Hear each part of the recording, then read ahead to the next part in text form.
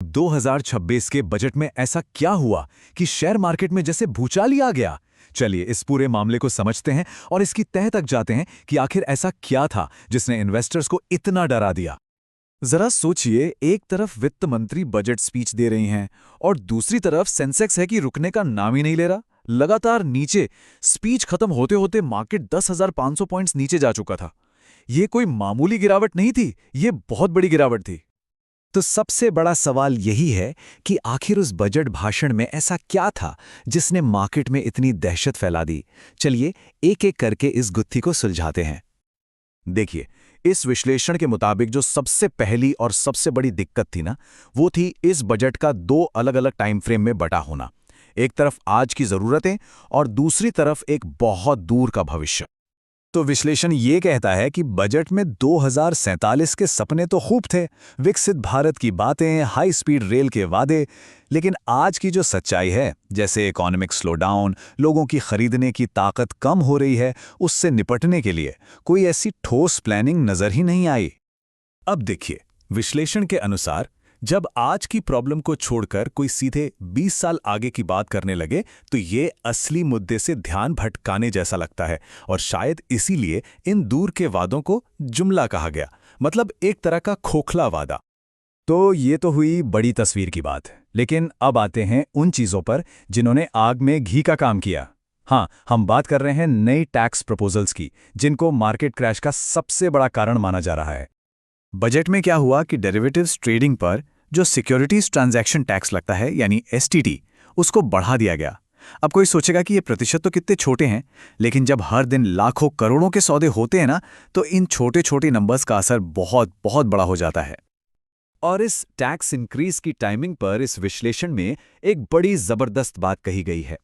कहते हैं ये उस मरीज के साथ कुश्ती खेलने जैसा है जो पहले से ही आईसीयू में है। मतलब साफ है, मार्केट पहले से ही कमजोर था और ये उस पर एक और भारी झटका था। बात यहीं नहीं रुकी, सॉवरेन गोल्ड बॉन्ड पर भी टैक्स लगा दिया गया, और वो भी रेट्रोस्पेक्टिव, यानी पिछली तारीख से। इसका मतलब क्या हुआ? मतलब ये कि अगर किसी ने सेकेंडरी मार्केट से बॉन्ड खरीदा है तो उसको अब टैक्स देना पड़ेगा। ऐसी चीजों से इन्वेस्टर्स का भरोसा टूटता है, और तो और ऑडिट फाइल करने में एक दिन की भी देरी पर सीधे 75,000 का भारी जुर्माना। ओके, तो टैक्स की बात हो गई। चलिए अब बजट के उस हिस्से को देखते हैं जिसमें बड़े बड़े प्लान्स और भविष्य के सपने दिखाए गए थे। सरकार ने इंफ्रास्ट्रक्चर यानी बुनियादी ढांचे पर खर्च के लिए पूरे 11 लाख करोड़ रुपए रखे। ये एक बहुत बड़ा अमाउंट है, और इससे साफ पता चलता है कि सरकार का फोकस सड़कें, पुल, रेल लाइंस, इन सब को बनाने पर लगातार बना हुआ है। तो सवाल उठता है, इतना पैसा जाएगा कहां? घोषणाओं की लिस्ट काफी लंबी है। 7 नए high speed passenger rail corridors यानी बुलेट ट्रेन्स, मालगाड़ियों के लिए एक अलग से नया कॉरिडोर, और तो और जो रेयर अर्थ मिनरल्स होते हैं उनके लिए 4 नए कॉरिडोर्स। साफ है, ये सारी योजनाएं आने वाले कल के भारत की एक तस्वीर बना रही हैं। लेकिन यहीं पर एक बहुत बड़ा सवाल खड़ा हो जाता है। ऐलान तो सुनने में बहुत अच्छे लगते हैं, पर इस विश्लेषण में इनकी तुलना 100 स्मार्ट सिटीज और मेक इन इंडिया जैसे पुराने नारों से की गई है, जिनका अंजाम हम सब जानते हैं। तर्क ये है कि इनका पैसा कहां से आएगा, इनको पूरा कौन करेगा, इसकी कोई साफ प्लानिंग, कोई अकाउंटेबिलिटी के बिना ये सब ऐलान सिर्फ पावर पॉइंट प्रेजेंटेशन में ही अच्छे लगते हैं। तो फिर इस पूरे बजट के पीछे की सोच क्या है, इसके पीछे की इकोनॉमिक फिलॉसफी क्या है? विश्लेषण के मुताबिक ये एक खास स्ट्रैटेजी पर बेस्ड है। इसे कहते हैं सप्लाई साइड थिंकिंग। मतलब आप सप्लाई बढ़ाते जाओ, सड़कें बनाओ, फैक्ट्रीज बनाओ, लॉजिस्टिक्स ठीक करो, और इकोनॉमी अपने आप चल पड़ेगी।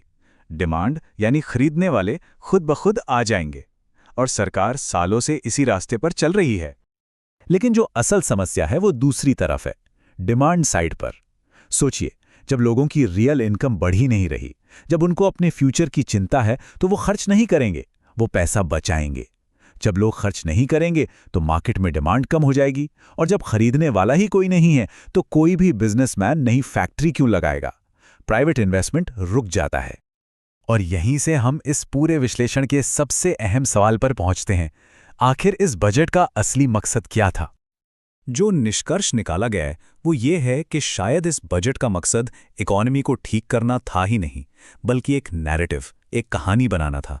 एक ऐसी कहानी जो आज की जो मुश्किलें हैं, जो परेशानियां हैं, उनसे ध्यान हटाकर एक दूर के सुनहरे भविष्य के सपनों में उलझा दे। तो आखिर में सवाल यही छोड़ जाता है कि ये बजट एक सोची समझी स्ट्रैटेजी थी या फिर ये एक तरह का सरेंडर था, एक कबूलनामा कि सरकार के पास आज की आर्थिक चुनौतियों से निपटने के लिए कोई ठोस आइडियाज बचे ही नहीं है।